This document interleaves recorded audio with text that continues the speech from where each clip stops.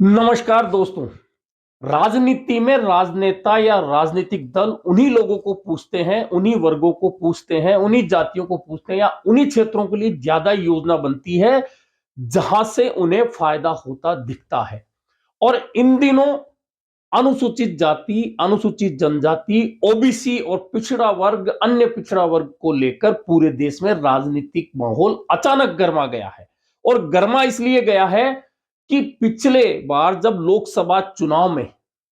जातिगत जनगणना और संविधान के अपमान का बदला या संविधान को बदलने की बात आई, उसे लेकर कांग्रेस और इंडिया गठबंधन ने जब भाजपा पर हमला बोला, उसका असर यह हुआ कि लोकसभा चुनाव में जो 400 सीट जीतने की बात भाजपा कर रही थी, वह 240 पर आकर ठहर गई। वहीं एक और काम हुआ कि कांग्रेस ने जो यात्रा की थी पूरे देश में, कश्मीर से लेकर कन्याकुमारी तक की एक यात्रा थी, जो कन्याकुमारी से शुरू हुई और कश्मीर तक खत्म हुई, भारत जोड़ो यात्रा। और फिर नॉर्थ ईस्ट से लेकर मुंबई तक एक यात्रा। उस यात्रा का फायदा कांग्रेस को यह हुआ कि कांग्रेस जो लगातार दो चुनाव से लोकसभा में 50 सीटों से नीचे या 50 के आसपास सिमट रही थी, वह 100 तक पहुंच गई। अब कांग्रेस ने एक बार फिर वही रास्ता अपनाने की सोची है और पूरे देश में पदयात्राओं के जरिए आम लोगों और मतदाता तक पहुंचने की उसकी रणनीति तय हुई है। ये रणनीति तय हुई है सीडब्ल्यूसी की जो बैठक हाल ही में हुई थी। हालांकि यह जो पदयात्रा का मॉडल कांग्रेस ने तय किया है, अब उसका स्वरूप बदल गया है। स्वरूप इसलिए बदल गया कि आपको याद होगा कि लोकसभा में गृह मंत्री अमित शाह ने एक भाषण दिया था और उस भाषण में कहा था कि आजकल अंबेडकर अंबेडकर अंबेडकर करना फैशन बन गया है। अब उसे लेकर कांग्रेस और इंडिया गठबंधन के दलों ने भाजपा पर हमला बोला, कहा था कि भाजपा ने हमेशा अंबेडकर और संविधान का अपमान किया है। अब उसी मुद्दे को लेकर कांग्रेस भुनाने पूरे देश में निकलने वाली है और इसकी शुरुआत 26 जनवरी से होगी। वह होगी इंदौर के नजदीक महू से, जहां भीमराव अंबेडकर की जन्मस्थली है। और यहां से कांग्रेस जय बापू, जय भीम, जय संविधान यात्रा की शुरुआत करने जा रही है, जो तहसील, गांव, ढाणी, मतलब हर मतदाता, हर स्तर तक ले जाने की योजना है और गांवों में चौपाल करनी है। इसके जरिए कांग्रेस एक तो भाजपा को भीमराव अंबेडकर, महात्मा गांधी का विरोधी बताने का काम करेगी, वहीं संविधान को लेकर भाजपा किस तरह से विरोधी है, यह बात भी उन चौपालों के जरिए कांग्रेस आम लोगों को बताना चाहती है। और इसीलिए जो यात्रा शुरू की जा रही है, उस यात्रा का नाम ही जय गांधी, जय बापू, जय भीम और जय संविधान रखा गया है। अब यह यात्रा, हालांकि इसका पूरा स्वरूप क्या होगा, लेकिन यह तय है कि यह यात्रा पदयात्रा होगी। इसकी शुरुआत राहुल गांधी करेंगे। अब वे उस पूरी यात्रा में रहेंगे। यात्रा कहां से कहां तक जाएगी, स्वरूप क्या होगा, इसका अंतिम फैसला करने के बाद कांग्रेस कार्य समिति पूरा कार्यक्रम जारी करेगी। लेकिन यह तय है कि अब एससी, एसटी, ओबीसी, पिछड़ा, अन्य पिछड़ा, अति पिछड़ा वर्गों को साधने के लिए कांग्रेस पदयात्रा के जरिए उन तक पहुंचना चाहती है और उन्हें बताना चाहती है कि किस तरह से भाजपा महात्मा गांधी का अपमान करती है, भीमराव अंबेडकर का अपमान करती है और संविधान को बदलने की बात बार बार करती है। दरअसल पदयात्रा से कांग्रेस को फायदा हुआ था जब राहुल गांधी कन्याकुमारी से शुरू होकर कश्मीर तक पहुंचे थे। तो ऐसे में कांग्रेस इस बात को फिर से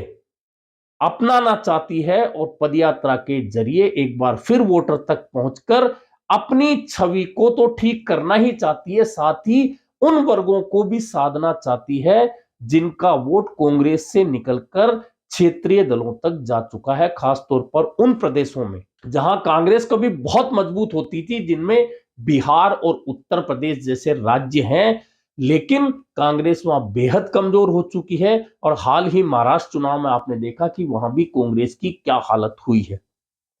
ऐसे में जय बापू, जय भीम और जय संविधान यात्रा निकालकर कांग्रेस एक बार फिर अपने उस भटके हुए वोट बैंक को फिर से वापस लाना चाहती है। अब यह बात भाजपा भी समझ चुकी है कि एससी एसटी ओबीसी का वोट अगर उनके यहां से खिसका, खास तौर पर ओबीसी का वोट बैंक पिछले 15 सालों से लगातार भाजपा के साथ में है और भाजपा इस बात को बहुत अच्छी तरह से समझती है कि यदि हमारा ओबीसी का वोट बैंक थोड़ा भी खिसका तो पूरे देश में इसका व्यापक असर होगा। ऐसे में कांग्रेस की जय बापू जय भीम जय संविधान यात्रा के साथ में पैरेलल कांग्रेस के खिलाफ यह समझाने के लिए लोगों को भाजपा भी उतरने जा रही है मैदान में और संविधान गौरव यात्राएं भाजपा भी शुरू करने जा रही है। और फिलहाल इसका पहला चरण 11 जनवरी से 25 जनवरी तक होने वाला है, जब मंडल स्तर तक भाजपा संविधान गौरव यात्रा निकालेगी और यह कहेगी कि कांग्रेस ने कभी भी भीमराव अंबेडकर का सम्मान नहीं किया, संविधान का सम्मान नहीं किया, अपनी सुविधा के अनुरूप संविधान में बार बार बदलाव किया। यह बात समझाने के लिए भाजपा भी संविधान गौरव यात्रा निकालेगी। कुल मिलाकर कांग्रेस और भाजपा का जो टारगेट हो गया है, क्योंकि उत्तर प्रदेश का विधानसभा चुनाव आना है और उत्तर प्रदेश में एससी और ओबीसी वर्गों की, अति पिछड़ा वर्गों की आबादी बहुतायत में है और यह vote bank Samajwadi party, Bahujan Samaj party और कांग्रेस में अधिकांश हिस्सा बढ़ जाता है। ऐसे में यह चाहती है भाजपा कि यह हिस्सा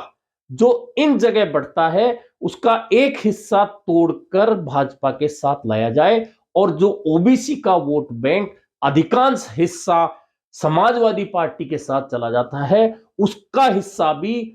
खुद के पक्ष में लाया जाए, ताकि एक बार फिर उत्तर प्रदेश में खुद की सत्ता को कायम रखा जा सके। दरअसल लोकसभा चुनाव में कांग्रेस और समाजवादी पार्टी का जो गठबंधन हुआ, उस गठबंधन का असर यह हुआ कि ओबीसी, एससी और मुस्लिम वर्ग का अधिकांश वोट इंडिया गठबंधन के खाते में चला गया और उसका बड़ा नुकसान भाजपा को लोकसभा चुनाव में उठाना पड़ा। सबसे बड़ा नुकसान कह सकते हैं कि लोकसभा चुनाव में यदि कहीं से हुआ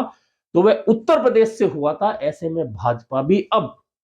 कांग्रेस की इस रणनीति, जिसमें कि वह जय बापू जय भीम जय संविधान बोलकर पदयात्राओं के जरिए अपने पुराने वोट बैंक को फिर से अपने साथ लाना चाहती है, तो दूसरी ओर भाजपा भी संविधान गौरव यात्राएं निकालकर लोगों को यह समझाना चाहती है कि कांग्रेस ने डॉक्टर भीमराव अंबेडकर का इस्तेमाल अपने फायदे के लिए किया, संविधान में फेरबदल अपने फायदे के लिए किया। अब इन दोनों ही यात्राओं के बीच में निकलकर क्या आएगा, कौन सा वर्ग किस पार्टी की तरफ झुकेगा, क्या कांग्रेस की बात को आम लोग समझेंगे कि वह जो कह रही है वह ठीक है, या भाजपा यह समझाने में सफल होगी कि वास्तव में कांग्रेस ने संविधान और अंबेडकर को अपने फायदे के लिए इस्तेमाल किया। कुल मिलाकर देश के एससी एसटी ओबीसी वर्ग का जो बड़ा वोट बैंक है, और बड़ा वोट बैंक तो अन्य जातियों का भी है, वर्गों का भी है, लेकिन बूथ तक जाकर ताकत दिखाने वाला ये जो वर्ग है, उस वर्ग को अपनी ओर खींचने के लिए कांग्रेस और भाजपा ने अब अपनी यही रणनीति बनाई है कि अगले एक साल तक जहां कांग्रेस जगह जगह चौपाल स्तर तक जाकर यह यात्रा लेकर जाएगी, लोगों को समझाएगी, वहीं 11 से 25 तक जनवरी तक भाजपा संविधान गौरव यात्राएं निकालकर अपना वोट बैंक वापस, जो एससी एसटी का वापस कांग्रेस की तरफ जा रहा है, उसे लाने के लिए प्रयास में जुट गई है। कुल मिलाकर अब देश में अन्य वर्गों को छोड़कर वोट बैंक, मजबूत वोट बैंक को अपनी ओर खींचने की भाजपा और कांग्रेस की रणनीति पर काम शुरू हो चुका है। देखना यह है कि इसका फायदा दोनों में से बड़ा फायदा कौन सी पार्टी उठा पाएगी। अभी के लिए इतना ही, फिर मिलेंगे नए मुद्दे पर चर्चा के साथ।